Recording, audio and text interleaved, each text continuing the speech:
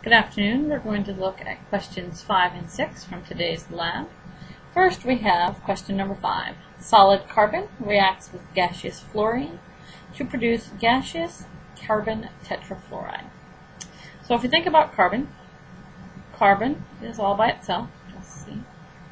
And then we have fluorine. Now remember, fluorine is one of the diatomic molecules, so it has to have a buddy, F2, and it yields carbon tetrafluoride.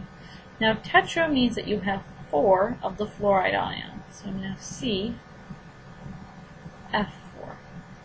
Now I want to balance out my chemical reaction, so I'm going to have my table of reactants and products. And this time I only have 2 things. I have carbon and I have fluorine. So if I look at carbon, right now I have 1 on each side. If I look at my fluorine, on the reactant side I have 2, but on the product side I have 4. So what do I need to do to the reactant side? Well, I need to put a coefficient in front, 2.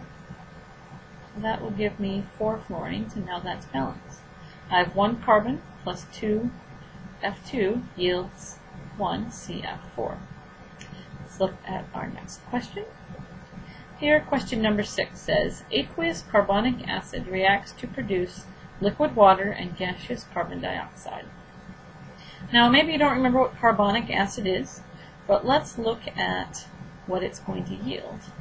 We know we're going to get water, which is H2O, and carbon dioxide. So we know that the only elements that we can have are hydrogen, oxygen, and carbon. So when we're dealing with an acid, we know that we have to have some hydrogens. Well, how many of them do we need to do?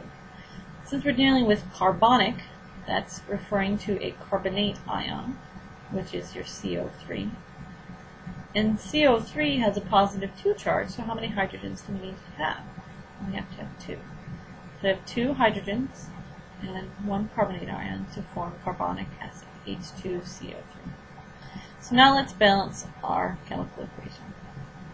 We have our reactants, we have our products, and right now we have carbon, hydrogen, and oxygen.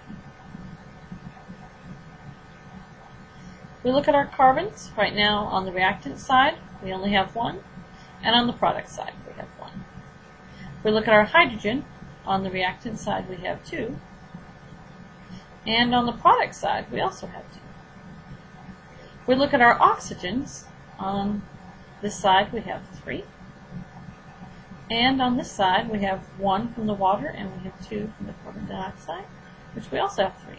So this particular chemical equation is balanced, just given the fact that it has the proper chemical formulas. That is questions 5 and 6 from today's lab. Have a great day. Bye-bye.